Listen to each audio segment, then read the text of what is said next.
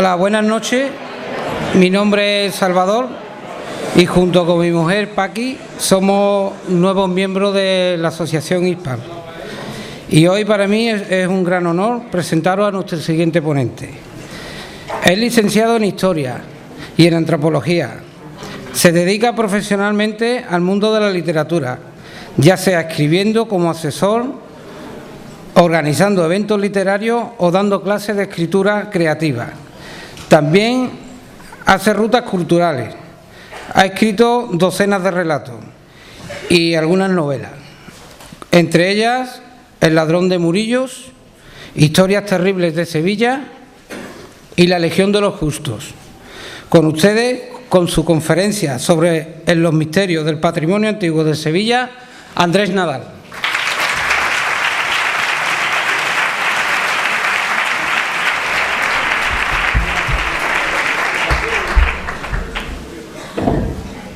Bueno, voy a ir muy deprisa, pero primero quiero dar las gracias a Raquel por las personas que se encargan de cultura en Bormujos, por haber cambiado la cultura de esta población y de muchas partes de Sevilla para siempre. Gracias, Raquel.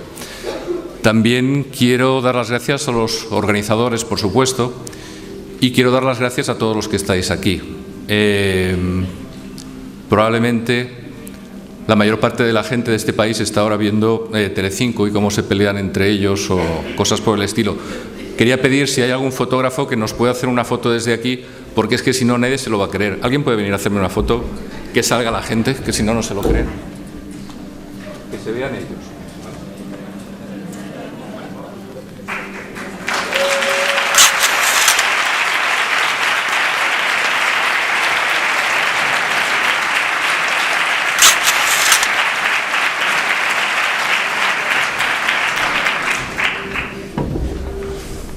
Bueno, os propongo que lleguemos primero a un acuerdo, a un trato. Yo voy a intentar ir muy deprisa, pero que se entienda lo que voy a contar. Y como no quiero dar una conferencia, si alguien quiere comentar, preguntar, decir, corregir, absolutamente lo que quiera, como me han dejado un aparato inalámbrico, bueno, yo me bajo y no hay problema.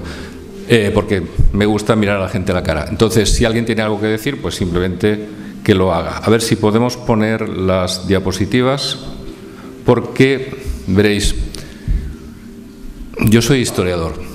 Los historiadores nos dedicamos a convertir el misterio en asombro. Ese es básicamente nuestro trabajo. Y resulta que estamos en un lugar extraordinario, en una zona absolutamente increíble, en un lugar genial. Digo genial porque aquí se encuentran una situación absolutamente irrepetible. Nos encontramos en una zona, está muy cerca de lo que se conoce como la faja pirítica ibérica. Esa faja pirítica ibérica es el depósito de metales no férricos más importante del mundo. Resulta que en este momento España sigue siendo el mayor depósito de metales de Europa, pero es que en la antigüedad no existía otra parte del mundo conocido donde hubiese mayor riqueza metálica. Esta es la razón por la que venían desde antiguo multitud de pueblos, normalmente del Próximo Oriente, a buscar esos metales que para ellos representaban una enorme ventaja estratégica. ¿Y por qué aquí? Porque nosotros estamos en Sevilla, al lado de esa faja pirítica ibérica.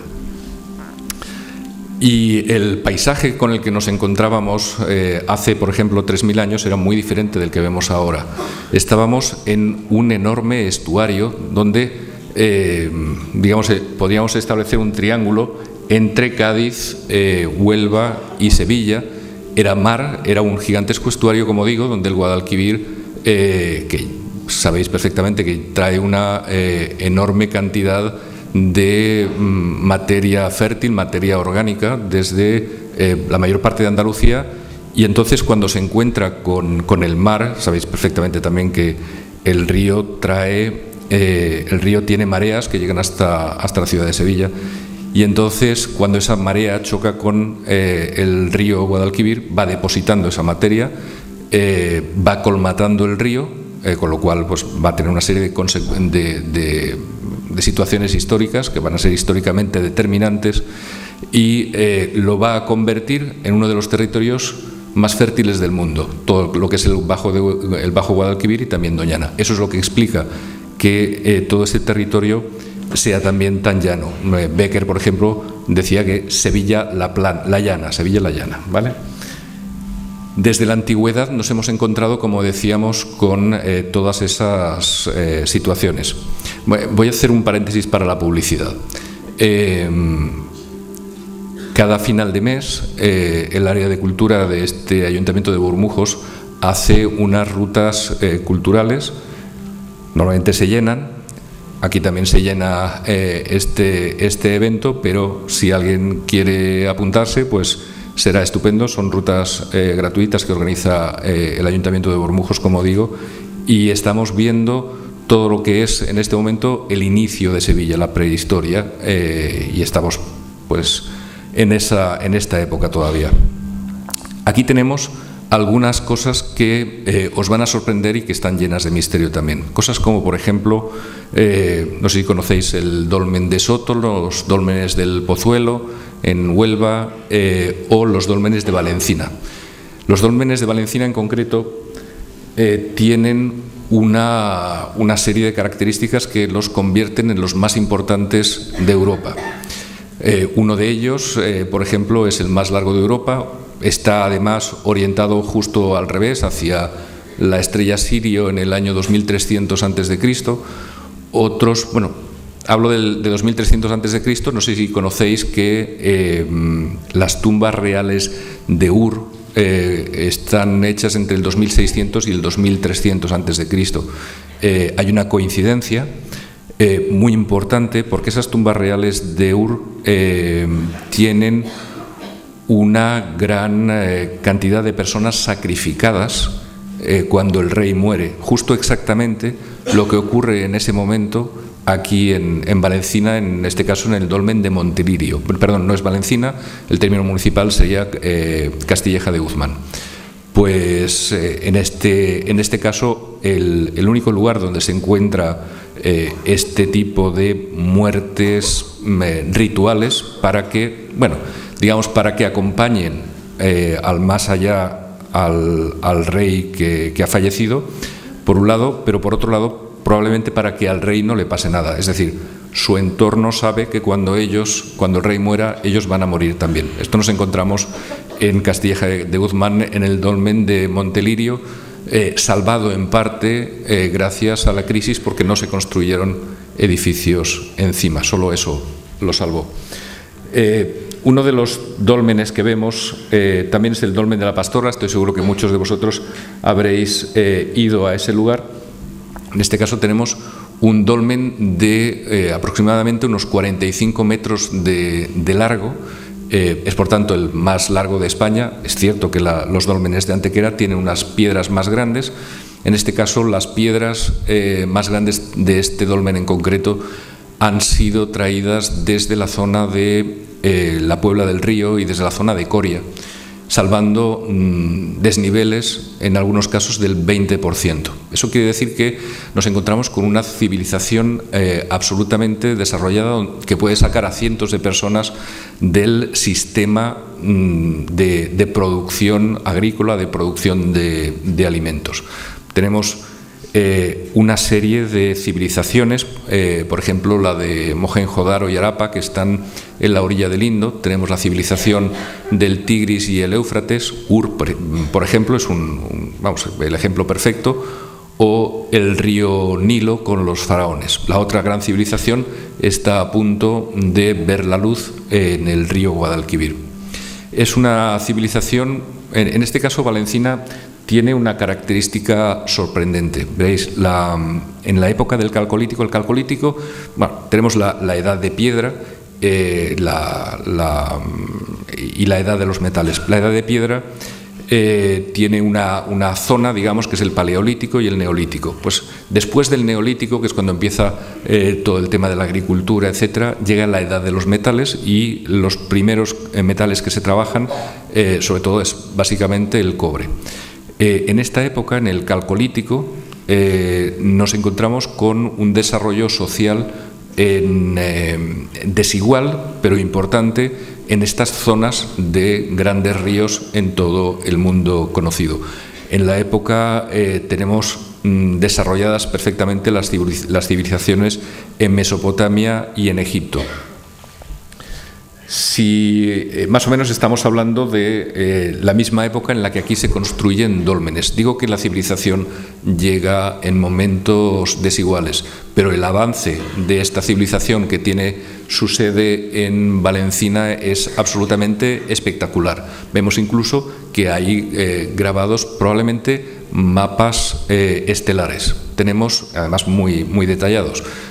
Se encargan, en este caso, personas, arqueólogos, que se dedican a la astronomía como un vehículo de investigación del mundo antiguo.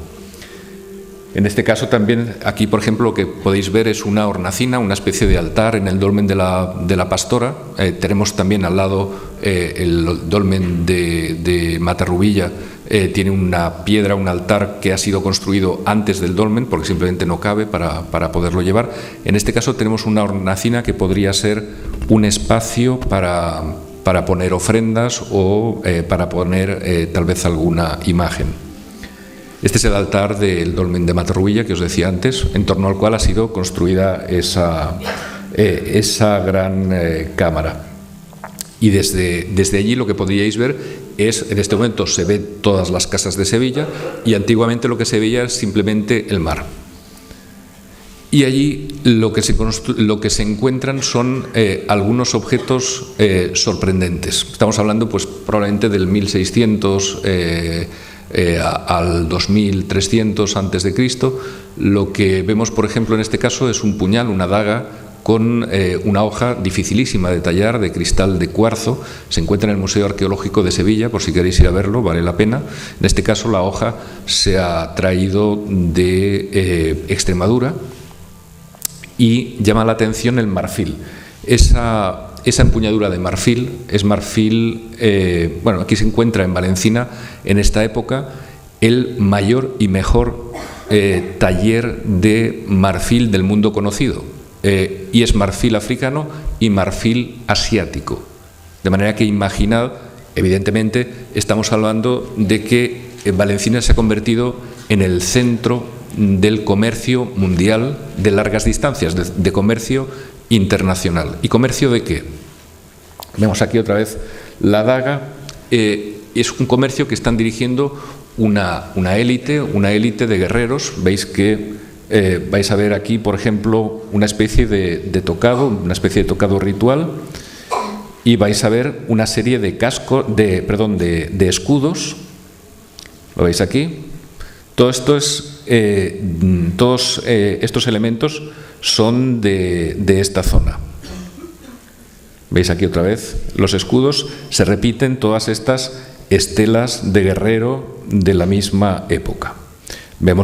También vemos, por ejemplo, que hay carros. Es simplemente el perfil del carro. Estamos hablando de una época prehistórica, al mismo tiempo que ya hay una civilización desarrollada, y se dedican a la minería. Seguramente muchos conocéis esta imagen, la habréis situado en el Cerro del Hierro. En esta época, el 98% de los metales que se sacan, empezamos por el cobre, pero pronto se saca plata, se extrae plata. Después del cobre viene el bronce por una razón. El bronce es una aleación de cobre con estaño que da una dureza mucho mayor a los materiales. ¿Qué se hace con eso? Pues herramientas agrícolas, pero también se hacen, por ejemplo, armas. Por eso digo que es una ventaja competitiva y estratégica sobre pueblos que están luchando, y luchando a muerte. ¿A muerte entre quiénes? Ahora lo veremos. Esto es el Cerro del Hierro también.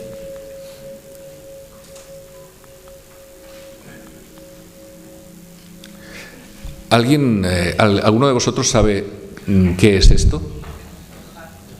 ¿Perdón? Un barco. ¿Un barco cómo? ¿Qué barco? Un barco de vela. Muy bien. Es una pintura rupestre, como podéis ver. Esto está en Jimena de la Frontera, la Laja Alta. Es una pintura rupestre que figura un barco fenicio. Es un barco fenicio, por tanto, ya estamos hablando no de prehistoria, sino de historia, y aquí lo que tenemos es realmente el contacto entre pueblos que están saliendo de la prehistoria con otros que están perfectamente dentro del mundo histórico.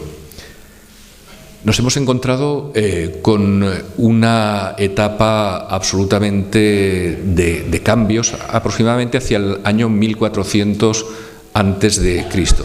Tenemos más o menos por la misma época sucede la explosión de la isla de Tera. Algunos de vosotros habréis estado en Santorini, algunos sois estos viajeros felices que habéis estado en aquellos lugares maravillosos. La isla de Tera explotó, hubo una explosión de tipo volcánico, destruyó toda la civilización cretense, la civilización micénica, y coincide prácticamente con la salida de los israelitas de Egipto.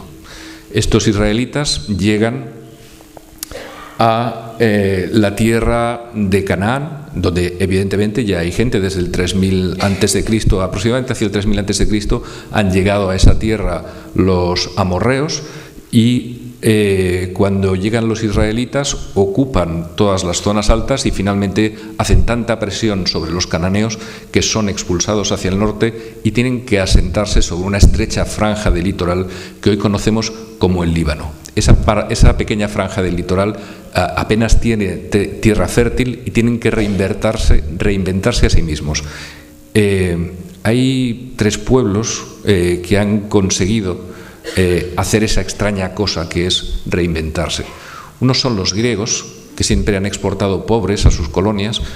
Otros, pero que desarrollaron una filosofía de la que todavía vivimos o bebemos.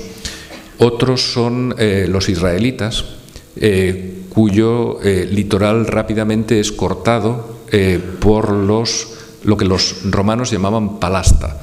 Los palasta, ellos los conocían como los filisteos, y los palasta de los romanos son los palestinos de ahora. Es decir, que este conflicto eterno en el que vive la zona viene aproximadamente de esa época. Y el otro pueblo que se inventa a sí mismo con una extraordinaria genialidad son los cananeos. Los cananeos han dejado su ADN en el 30% de los países que están, perdón, no sé qué he dicho, el 30% no, el 13% de los países que están alrededor del Mediterráneo. Pues bien, ellos se ven forzados a quedarse confinados en esa estrecha franja de terreno y ponen su ciudad más importante es Tiro. Tiro es una ciudad que cuando la asalta Alejandro Magno se encuentra con que tiene unas murallas de 45 metros de altura. Es una poderosa ciudad que tiene 2 partes, una en el litoral y la otra es una isla. Una isla. ¿Qué tiene que ver eso con Sevilla, diréis? Pues la gente de Tiro viene por el norte del Mediterráneo, por todo el arco del Mediterráneo, aprovechando las corrientes, y llegan bordeando la costa hasta la zona de Cádiz, donde fundan también una colonia en una isla, y luego suben por este enorme estuario del río Guadalquivir y fundan una ciudad también en una isla. Bueno, esto es el Murex, esto es una de las grandes innovaciones tecnológicas que ellos hacen. El Murex es el bicho que, aplastándolo, da un color extraordinario que se llama púrpura, y ellos comercian con este material por todo el Mediterráneo. Esta es la ciudad de Tiro antigua. Perdonad que vaya tan rápido, pero sé que me van a cortar, sé que además yo voy a obedecer, no soy muy obediente, pero les voy a hacer caso, así que tengo para varias semanas de contar cosas, por eso voy rápido.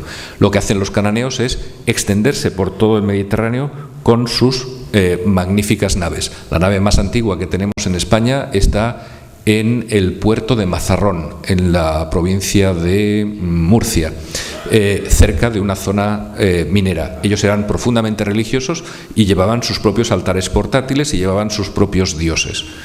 Aquí vemos otra nave fenicia y aquí vemos más naves fenicias. Y estaban tan orgullosos que incluso en sus monedas, las monedas fenicias, tienen en muchos casos las efigies de sus naves. Cuando llegan aquí, suben por aquel estuario del Guadalquivir, lo primero que hacen es crear un templo dedicado a su dios Baal Zafón. Baal Zafón es el dios del comercio. Para los que hayáis leído la Biblia, hay un momento en el que se cita un templo de Baal Zafón. Si alguien se acuerda dónde es, le regalo un libro. ¿Lo recordáis? No, el carambolo no. Se cita en la Biblia no sale carambolo. En la Biblia se cita el templo de Baal Zafón justo cuando los israelitas van a cruzar el mar. ¿Recordáis aquella historia tremenda que se abren las aguas, etcétera? En ese momento se cita el templo de Baal Zafón. Venían los egipcios, los cananeos, y entonces pues lo que hacían era dar las gracias a su dios, a Baal Zafón, por la travesía. ¿Por qué? ¿Por qué lo hacían? Si me encontráis la razón, os regalo un libro. Delfos. La razón, os doy una pista importante. La razón es la misma que tenían los marinos griegos para ir a Delfos, a ver a la Pitia en el oráculo. ¿No? Porque al dar al tener que ir a dar gracias a Dios, tenían que comentar con los sacerdotes cómo había ido la travesía, por qué lugares habían pasado, y por tanto tenían una magnífica información. Se convertía en un enorme banco de datos de navegación. Fede antes estaba contando una cosa muy interesante, que es sobre los mapas portulanos. Es algo para lo que valdría la pena hacer una sesión completa. Pues esto es lo mismo, pero de palabra, porque todavía no estaban hechas las cartas náuticas. Esto es Coria del Río, ahí tenían su primera parada. Y en Coria del Río lo que hacían es poner altares. Esto es un altar. ¿Alguien sabe dónde es este altar? Este altar es de Israel, en concreto. Este altar es cananeo. Fijaos cómo son sus características. Lo estamos viendo desde una perspectiva en concreto. Este es el mismo altar. ¿Y esto sabéis lo que es?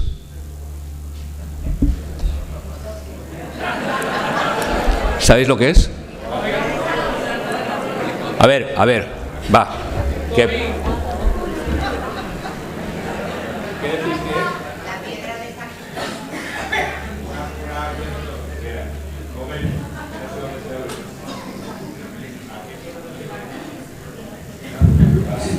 Bueno, a ver, ¿qué decís que es? No, otro. No, otro. No. ¿Quién ha dicho eso?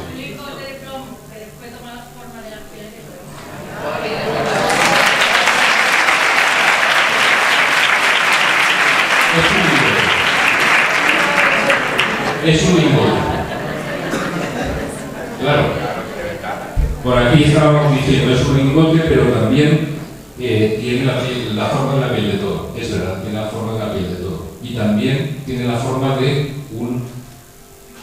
un altar visto desde arriba. Pues perdón que no me he enterado. Luego recuérdame que te digo. La minería que se hace en este lugar es extraordinaria y es para ellos un milagro, y está absolutamente relacionada con la religión. Aquí vemos otro lingote y aquí vemos otro lingote. Antes estábamos viendo el tesoro del carambolo. Esta es una de las piezas del tesoro del carambolo. El tesoro del carambolo es una pieza de arte excepcional por varias razones. Una es por su pureza, por la pureza de sus materiales. Tiene una pureza absolutamente increíble. Pero otra es por sus microsoldaduras. Las microsoldaduras son tan pequeñas que, aunque tengáis muy buena vista, no las vais a ver desde aquí. Lo asombroso es que tiene dos tipos de microsoldaduras. Una está hecha por un artesano oriental de Tiro y otra, al mismo tiempo, en el mismo taller, por un artesano local. Esto es lo que define Tartessos. La unión de dos pueblos absolutamente separados, absolutamente diferentes, unidos en un proyecto común. Ojalá nuestros políticos hoy entendiesen que esa razón debería unir a todos los pueblos. hay otra, bueno, en este caso los fenicios traían todo tipo de imágenes de sus dioses, traían también su arte y se dedicaban a hacer diferentes, ¿cómo diría? Diferentes formas religiosas. Este es el dios Baal, su dios supremo. Otra imagen de Baal-Zafón, todas son las mismas imágenes de Baal-Zafón, y esta es la diosa Astarte. Astarte es una diosa característica, esta no es una imagen de aquí, pero es la diosa Astarte. Fijaos un poco, bueno, yo me fijo por ejemplo en sus orejas. No es que yo sea muy fetichista en estoy fijando en las orejas de las mujeres, pero en la diosa Astarte sí que me fijo en las orejas. Esta sigue siendo la diosa Astarte, y esta la conocéis. Esta es la diosa Astarte encontrada por Manuel Luque. Esto no lo vais a encontrar en las historias, los que estuvisteis conmigo el domingo pasado fue, el domingo pasado en el Carambono, estuvimos con Manuel Luque, una persona que cuando tenía 9 años encontró esta pieza que tiene en su base la escritura más antigua de Occidente. Este niño se la encontró y entonces se la llevó a su casa. Bueno, nos estuvo enseñando el otro día dónde la encontró exactamente. Ahora podéis ver una de las piezas más importantes del Museo Arqueológico de Sevilla. La cogió, se la llevó a su casa, como decía, la puso encima de la televisión, al lado del tono de Osborne y de la sevillana. Y cuando su hermano Paco Luque, por si queréis encontrarlo, Paco Luque es el que lleva el bar Tutti Frutti de Camas, y se lo podéis decir que yo lo he dicho. Cuando él tenía que clavar un clavo, cogía la estatua y clavaba los clavos con esto, ¿vale? Luego el padre le vendió esta estatua vendió esta estatua a un señor por 5 duros, literalmente 5 duros de la época. Yo le decía a Manuel Luque el domingo pasado que si él la hubiese dado al museo, pues por la legislación actual estaríamos hablando en su yate o en su apartamento en Manhattan o algo así por el estilo. Vale.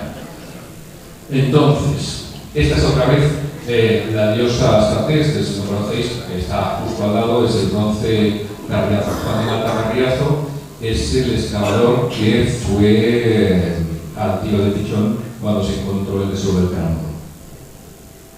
Veo que a mí no me han puesto la vela, no digo nada, pero al menos alguien que pusiese una luz sería interesante. ¿Y este quién es?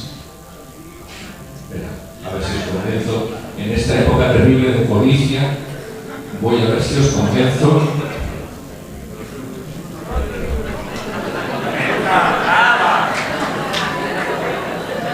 Está ahí rápido,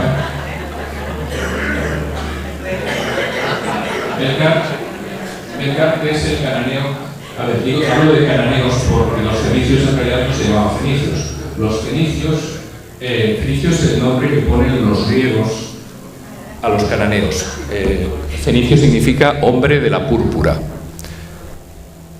Espera. Y entonces este es el... Muchas gracias, recuérdame que te dé otro libro. Entonces, Melkart, lo que hace Melkart es fundar una ciudad en una pequeña isla que se encuentra en medio de ese estuario. Esa isla es este pequeño territorio, no sé si reconocéis, si desde ahí podéis ver los nombres de las calles. Esto es Sevilla, ¿vale? Estaría entre la Cuesta del Rosario, que es la parte más alta, y pues prácticamente el Patio de Banderas, una ciudad pequeña, y desde ahí comienzan una extraordinaria expansión. Una expansión por ese territorio que marca un urbanismo completamente diferente de lo que se encontraba antes. Si habéis estado, por ejemplo, en Valencina o si habéis estado en los dólmenes del Pozuelo, habréis visto que las casas, las cabañas, se hacen son cabañas rehundidas en la tierra y circulares. Lo que traen los cananeos es un auténtico urbanismo con calles con cloacas, calles rectilíneas, casas rectas, muy bien aprovechadas, etcétera. Bueno, vemos aquí cómo serían las casas con grandes terrazas en la superficie. Esto es una foto aérea de Tejada, Tejada la Vieja. Tejada la Vieja está en un sitio extraordinario porque desde ahí se controlan las minas de Aznalcóllar. Esas minas son absolutamente ricas, tan ricas que eran muy ricas en la antigüedad y lo siguen siendo todavía en la actualidad. Ellos dominan ese territorio minero, por un lado, pero luego empiezan a dominar también los pasos estratégicos, los lugares en los que hace falta pasar tanto bienes como personas, ¿no? Este lugar, por ejemplo, Carmona, es uno de los que llegan, pero allí no hay minas, ahí lo que hay es una enorme riqueza agrícola.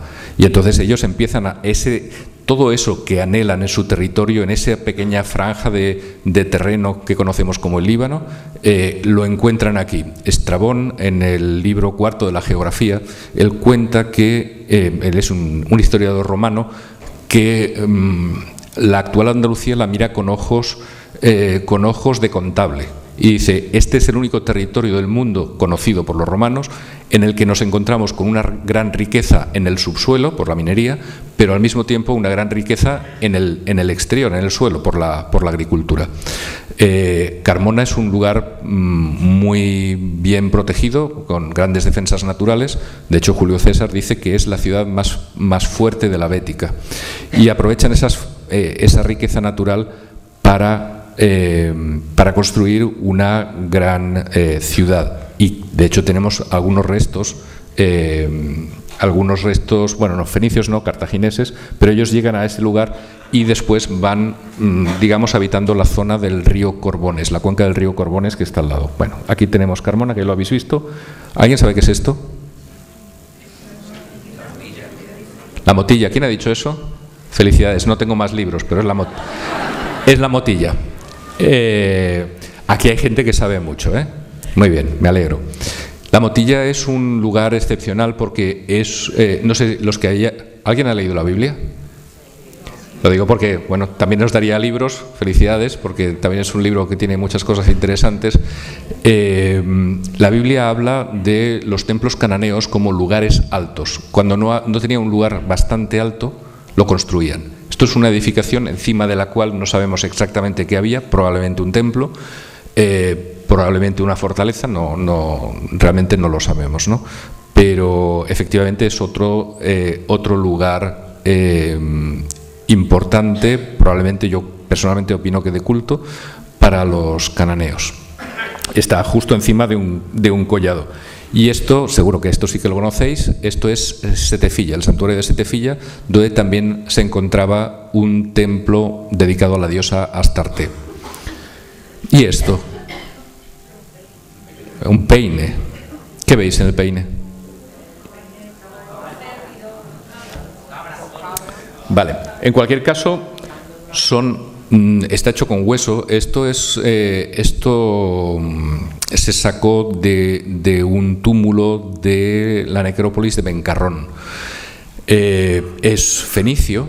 Si queréis verlo tenéis que ir a Estados Unidos porque se vendió, el excavador en su caso lo vendió por muy poco dinero. Pero si veis que hay unas figuras enfrentadas, normalmente eso es oriental y en este caso pues es de origen cananeo, de origen fenicio. Y aquí, ¿qué es lo que veis? ¿La tumba de? No, la tumba de Servilia, muy bien. La tumba de Servilia en Carmona, pero encima de la tumba de Servilia tenemos un túmulo fenicio, un túmulo cananeo, una tumba. En torno a Carmona, lo que teníamos antiguamente, ahora desgraciadamente lo hemos destruido todo, como si nuestra historia no valiese nada, y había un enorme cinturón fúnebre en torno a todas estas grandes ciudades fenicias, estas ciudades cananeas. Este es uno de esos ejemplos. Toda la ciudad estaba rodeada por ese tipo de cosas. Y aquí vimos algunas tumbas fenicias también. ¿Qué tiene que ver Egipto con todo esto? Pues ¿Alguien sabe?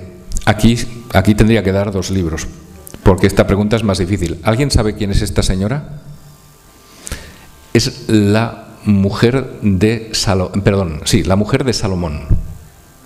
La mujer de Salomón es la hija de Susenes I. Susenes I, yo creo, no recuerdo exactamente si es la dinastía 21 o 23, estamos en uno de esos terribles periodos intermedios, pero Susenes I es capaz de mantener la paz y de llevar una enorme actividad constructiva, algo que también hace Salomón. Y es precisamente esta señora la hija del faraón de plata. ¿Por qué me parece tan misterioso el faraón de plata? ¿Habéis visto? ¿Conocíais la historia del faraón de plata? Lo más sorprendente es que en Egipto no hay plata. En Egipto hay oro, en Egipto hay minerales que no hay en otros lugares, pero no hay plata. La plata le llega a través de Salomón. ¿Por qué de Salomón? Pues porque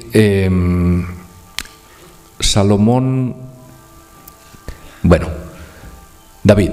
El rey David es el segundo rey de Israel. Él hace una gran conquista de todo el territorio, se enriquece absolutamente. Y en ese momento dice, nuestro Dios vive en un tabernáculo, que es una tienda de campaña prácticamente, y entonces vamos a hacerle un templo. Pero Dios le dice, no vas a hacer un templo porque... ¿Por qué? ¿Alguien sabe por qué? Porque lo construirá tu hijo. ¿Por qué lo va a construir su hijo? Es un reino de guerra. Bueno, tú no vales, tú no... es mi mujer. Pero ella sabe mucho. Cuando yo no sé de estas cosas, yo le pregunto a ella. Y entonces ella lo sabe. David no va a construir el templo por Betsabé. Una chica muy guapa, está bien que sean las chicas guapas, no hay nada en contra, pero David la mira desde su terraza y dice, esa chica me gusta. Bueno, no pasa nada, a los reyes también les pueden gustar las chicas, pero tenía un pequeño problema, y es que esa mujer estaba casada con Urías Eteo, y entonces el rey David hace que Urías Eteo muera en la batalla. Eso es un crimen, es un asesinato, y por tanto, por esa razón, el rey David no construye su templo, sino que lo construye el rey Salomón. Y Salomón está directamente emparentado, como hemos visto, con Susenes I. Por esta razón, la plata que le sobra se la lleva a Egipto. ¿Por qué le sobra tanta plata? Porque aquí había, de hecho la Biblia, el texto bíblico dice que en la época de Salomón, esto es literal, en época de Salomón la plata carecía de valor porque había tanto que sobreabundaba, y esa plata se salía de aquí. Salomón, como otros hombres ricos, pues tenía muchas mujeres. Dicen que tenía 1000. Con tanta plata supongo que se lo podía permitir. Entonces lo que hace es encargar a otro de sus familiares, Hiram I de Tiro, que le traiga toda la plata que pueda y todos los materiales preciosos que pueda para construir el templo de Salomón. Y entonces es por eso que os vais a encontrar con el faraón de plata. Aquí, por tanto, se constituye, gracias a toda esa enorme cultura que ha venido desde el Mediterráneo oriental, se constituye una cultura tremenda. Probablemente valencina, antes hablaba de Valencina y no os he dado un dato que me parece muy significativo. Normalmente los poblados de la época del Calcolítico tienen 1 o 2 hectáreas como máximo. Valencina, en la parte de la necrópolis y la parte del lugar de habitación donde vive la gente, estamos hablando de unas 500 o casi 600 hectáreas. Es decir, es la capital del mundo. Es como si ahora comparásemos, un pueblo pequeño con Nueva York o con Tokio, con metrópolis gigantescas. O sea, es un lugar, Valencina era un lugar de unas dimensiones colosales, y por eso Sevilla de alguna forma nace como un reflejo cananeo, un reflejo fenicio de lo que es Valencina, por quedarse, digamos, por el control de todos esos minerales que desde la faja pirítica ibérica de la que hablábamos al principio van llegando hasta Valencina y lo que hay más abajo, que es Sevilla, para su exportación al Mediterráneo Oriental, donde van a hacer enormes trabajos de enorme calidad con esos materiales. Aquí estamos viendo algunas de las obras magníficas, obras maravillosas. Bueno, sabéis que esto, vosotros cuando vais al Museo Arqueológico de Sevilla veis una copia, hecha en camas, por cierto, pero es solamente una copia. El original no está tampoco en el Museo Arqueológico Nacional en Madrid, sino que está en el Banco de Santander de Puerta de Jerez. Yo no la dejaría en un banco, pero bueno. En cualquier caso, lo que sí que veis es que son obras de una calidad extraordinaria. Vemos más, esto por ejemplo es una pata de un mueble. Esto hay que verlo en Nueva York. Estamos viendo pues diferentes formas del arte de esos lugares, que puede ser tanto de Extremadura como de la parte de Andalucía. En Extremadura, por ejemplo, sabéis que hay dos yacimientos magníficos. Hay uno que se puede visitar y os animo a hacerlo, que es Cancho Ruano, por ejemplo. Es un templo extraordinario que vale la pena ver. Y aquí veis, pues esto por ejemplo es el vaso de los lotos. Quienes hayáis ido al magnífico museo que hay en Carmona, pues lo podréis ver. Pero hay un momento en que las cosas cambian. Avisadme de la hora, que si no tengo para una semana. ¿Eso es que paro ya? No, yo paro ya. Bueno, lo que ocurre en ese momento, ya paro. ¿Me vais a hacer alguna pregunta? ¿Me vais a hacer alguna pregunta? Sí. Vale. Bueno. ¿No me vais a hacer ninguna pregunta y sigo? Bueno, lo que ocurre en este momento es algo extraordinario. Los cananeos, que han hecho que su país, que este país, se convierta en un lugar extraordinario, se marchan. ¿Por qué se marchan? ¿Alguien puede dar una respuesta? ¿Perdón? Bueno, casi. O sea, afina un poco más, ¿Perdón? Esos son persas. Bueno, tampoco os fijéis en las fotos, que las fotos las he cogido así. Sí, realmente aquí en este caso lo que ocurre es que los cananeos llevan cientos de años, muchísimo tiempo, viviendo aquí, viviendo en esta zona, donde han encontrado la forma de escribir, la forma de hablar, la forma de contar. ¿Cuántos de vosotros habéis tenido 10 huevos? No muchos, ¿verdad? ¿Por qué los compráis los vendéis, en su caso, los compráis o los vendéis por docenas? ¿Por qué?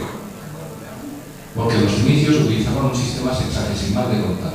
Son los fenicios los que traen las gallinas, son los fenicios los que traen el alfabeto, son los fenicios los que traen el torno rápido, son los fenicios los que traen los metales de alta calidad que exigen un calor suficiente para fundir. Y sin embargo se marchan porque ellos no se crean las personas que querían ser si no respetasen el lugar del que eran. No sé, lo que estoy diciendo para mí estoy diciendo una cosa que parece, pero os aviso que por detrás estoy diciendo otra más importante. Ellos aman su tierra profundamente. En ese momento hay una crisis terrible, porque se encuentran su ciudad, Tiro, enfrentada al poder militar más grande del mundo, al poder de Nabucodonosor. Tiro es una ciudad inexpugnable, 45 metros de muralla. La Macarena es más grande de lo que parece, es decir, porque hay una parte enterrada, pero no podemos comparar esa muralla de Almohade con la muralla de Tiro. Sin embargo, lo que ocurre es que ante el poder arrasador de Nabucodonosor, todos los cananeos, absolutamente todos, que son los mejores marinos que tiene Tiro, porque ellos se sienten tirios igual, se marchan como uno solo. Son los que tienen los mejores barcos, son los que tienen la mayor riqueza, son los que tienen mayor experiencia para navegar.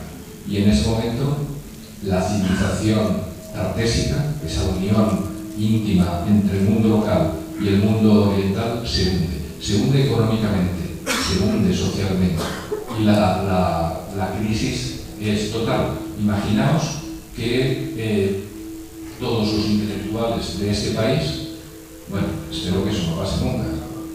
Imaginaos que, yo que sé, Dios no quiera, que nuestros doctores y médicos estén de camareros en Londres. Eso sería una catástrofe. Pues eso es lo que ocurre en ese lugar. Se convierte en algo inesperado. La ciudad de Tiro, después de 13 años de asedio, finalmente se consigue salvar, pero el poder de Nabucodonosor en la zona permanecerá. Esta tierra se queda sin ese aporte intelectual, sin esa diversidad intelectual que trae la gente de fuera. ¿Cómo se recupera este territorio? Bueno, espero que me inviten en la próxima jornada y que podamos seguir con la historia.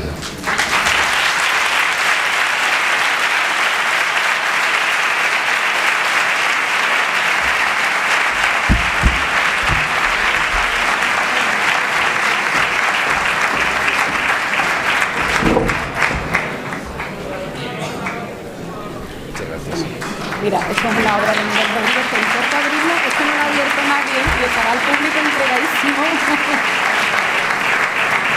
Ábrelo, abre la fe. Esto también es un misterio. Pero ¿cómo se abre? Así. Ay, qué difícil. No, fácil.